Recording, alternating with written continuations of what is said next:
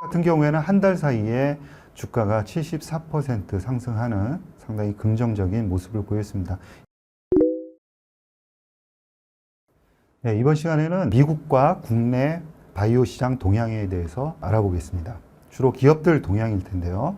먼저 미국 바이오 시장 동향에 대해서 말씀드리겠습니다.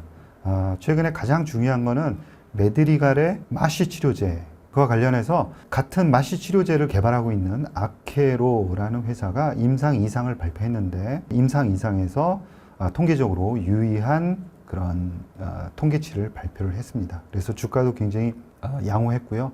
아케로 같은 경우에는 한 달 사이에 주가가 74% 상승하는 상당히 긍정적인 모습을 보였습니다. 이 마취 치료제는 과거 대비해서 FDA가 신약을 내주기 위한 조건을 상당히 까다롭게 가져가고 있는데요.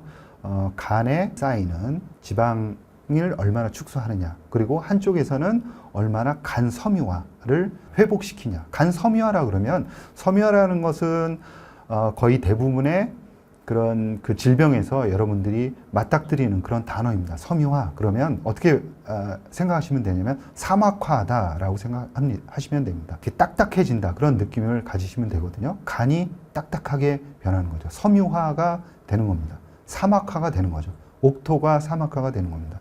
그래서 이 그 사막화가 된 것을 얼마나 원래 상태, 부드러운 상태로 되돌리느냐 하는 게 첫 번째. 그 다음에 이제 지방을 얼마나 축소시키느냐, 간에 축적된 지방을 얼마나 감소시키느냐, 이 두 가지의 미션을 같이 달성을 해야 되는 거죠. 그래서 한 가지를 악화시키지 않으면서 하나는 개선한다든가, 아니면 둘 다 개선한다든가, 이 두 가지를 보여야 되는데요. 아케로의 임상 1상 그 걸려 있는 걸 보면 그 두 가지 용량, 즉 50mg하고 28mg 그 물질은 에프룩시퍼민입니다. 이 두 가지 물질을 투여했을 때 지방 간염의 악화 없이 섬유화를 2단계 이상 개선하는 효과를 보였다라고 발표를 했습니다. 다음으로는 비만 치료제를 개발한 노보 노디스크와 관련된 이야기입니다. 노보 노디스크가 개발한 위고비 같은 경우에는 아직까지 우리나라 시장에 들어오지도 않았죠. 그리고 일주일에 한 번씩 맞는 주사형입니다. 이 위고비 같은 경우에는 주사한 다음에 12주가 지난 시점에서 6kg의 체중 감소 효과를 보였습니다. 그런데 이번에 임상 초기 단계, 즉 임상 1상 결과를 발표한 아미크레틴이라는 물질은 경부용으로 만들고 있습니다. 아직까지 우리나라에 이런 주사형, 주 1회 주사형이 비만 치료제가 들어오지도 않은데도 불구하고 벌써 그 경부용 치료제로 개발이 되고 있고요. 이 물질의 임상 1상 결과는 아까 위고비 대비해서도 치료 효과가 빨리 나타난다라는 점인데요. 12주간에 13%의 체중 감소 효과를 보였습니다. 그러니까 위고비보다 거의 2배 이상 빨랐다. 이게 뭐 빠른 게 좋은 것이냐 하는 것도 이제 문제가 될 수 있는데, 어찌됐건 치료 효과는 확실하게 나타나고 있다라고 볼 수가 있습니다. 또 한 가지 노보와 관련된 이야기인데요. 위고비에 쓰인 물질인 세마글루타이드가 신장질환 임상에서도 효과를 나타내면서 신장질환과 관련된 사건 위험을 24% 줄여서 통계적으로 유의성을 입증을 했다라는 건데요.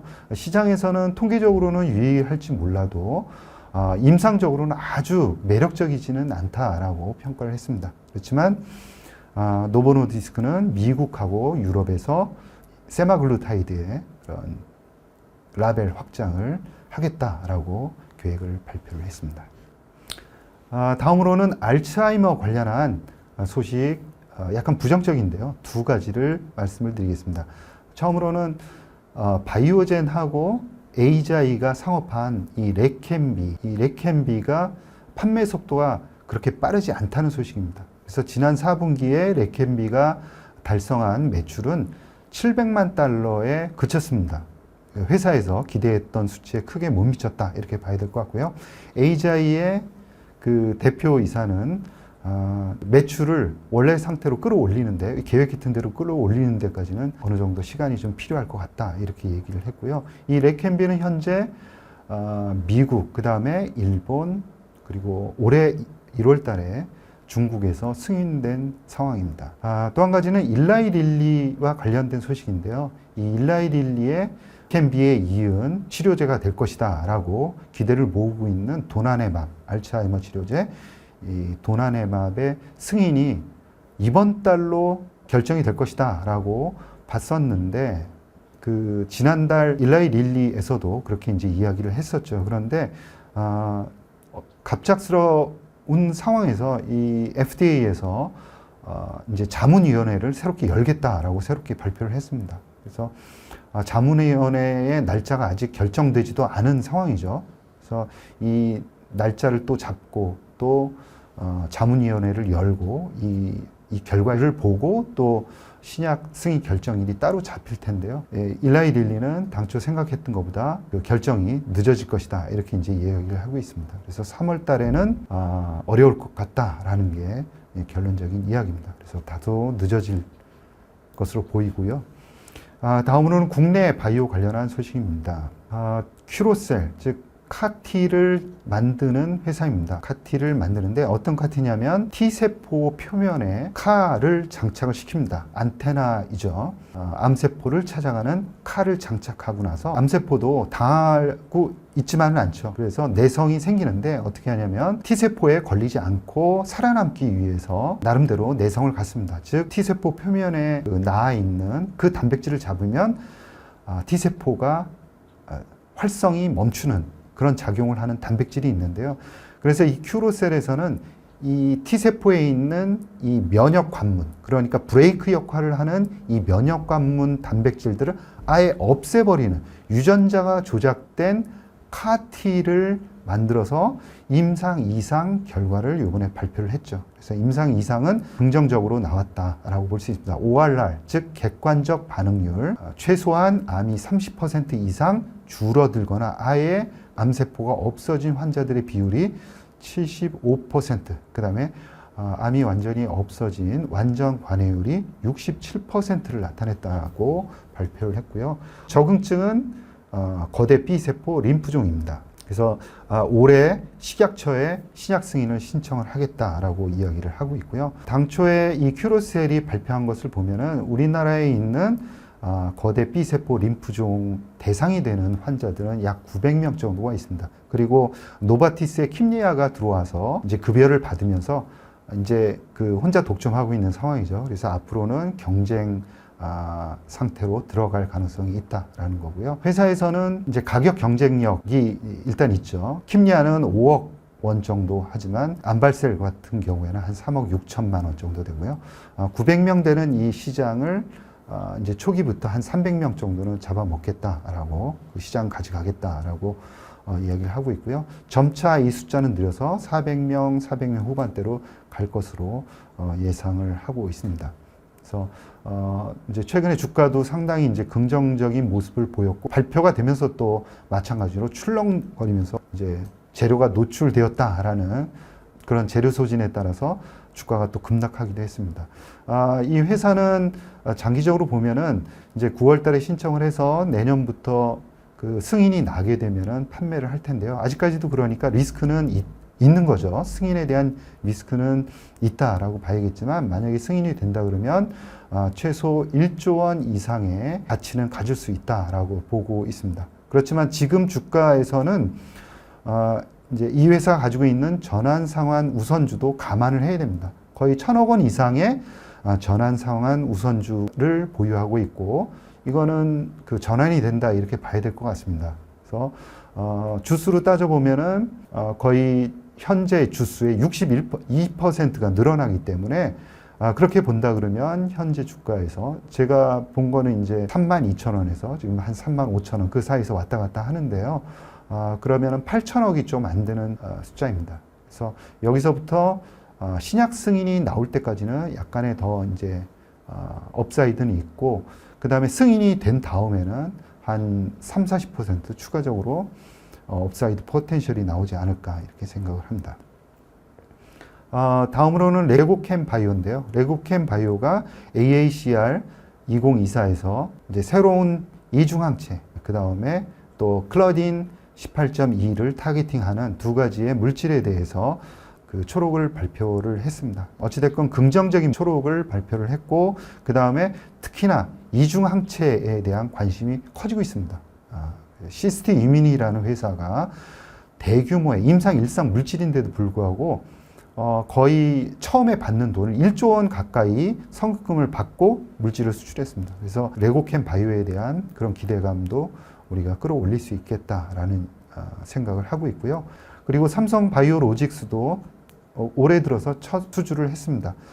금액은 3,819억 원의 그 위탁 생산 계약을 체결을 했습니다. 그래서 스타트를 끊었기 때문에 올해도 원만하게 수주를 이어가지 않을까 이렇게 생각을 해봅니다. 다음으로는 에이프릴 바이오입니다. 에이프릴 바이오는 이 약물 반감기를 늘리는 그런 기술을 가지고 있는 회사입니다. 그러니까 쉽게 얘기하면 우리가 약을 먹으면 그 약물은 대사가 되거나 오줌을 통해서 빠져나가게끔 되어 있죠.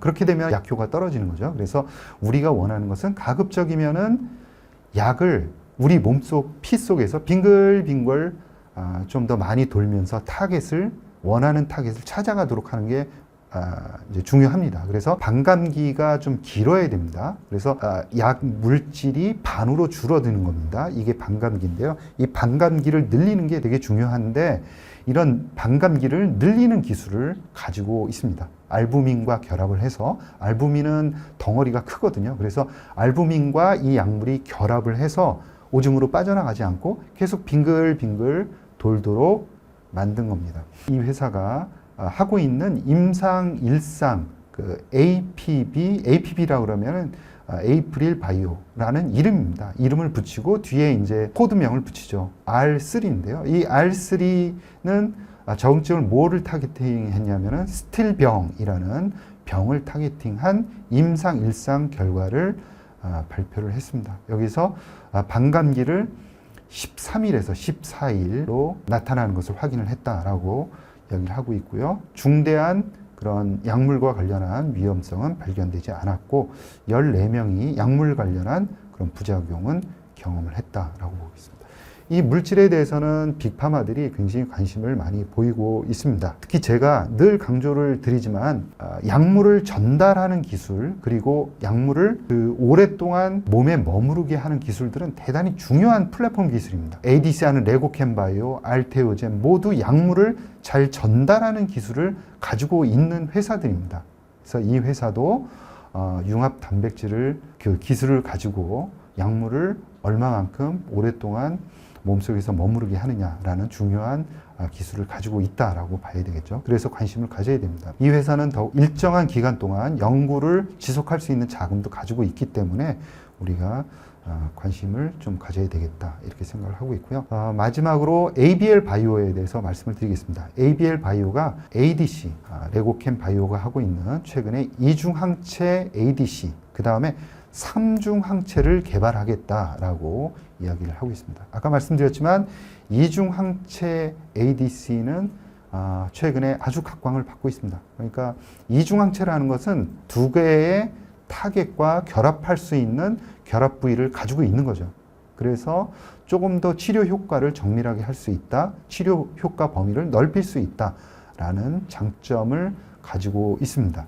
그래서 최근에 빅파마가 이중항체와 ADC에 대해서 관심을 굉장히 많이 보이고 있고요. 또 뭐 이중항체, 그 다음에 뭐 TPD와 ADC 이런 여러 가지를 융합한 그런 기술들에 대해서 상당히 관심을 가지고 있습니다. 그래서 ABL 바이오 같은 경우에는 이중항체 ADC를 2025년 내년이네요. 하반기에 3개의 물질을 임상 계획서를 제출하겠다라고 이야기를 하고 있습니다. 그래서 최근에 이제 그 기업들의 동향을 보면 플랫폼 기술들을 가지고 있는 것도 중요하지만 그 기술들을 갖고 타겟팅할 수 있는 그런 아주 좋은 타겟은 제한적이기 때문에 가능한 빨리 그 타겟하는 물질들을 신약 물질을 발굴하는 그런 노력들을 하고 있습니다. 그래서 빨리 그 치료 물질들을 발굴하는 게 대단히 중요하지 않을까라는 생각을 해보고요. 이 회사는 3중 항체도 이제 개발을 하고 있다라고 발표를 했습니다. 이상으로 미국과 국내 바이오 시장 동향에 대해서 말씀드렸습니다. 여러분 감사합니다.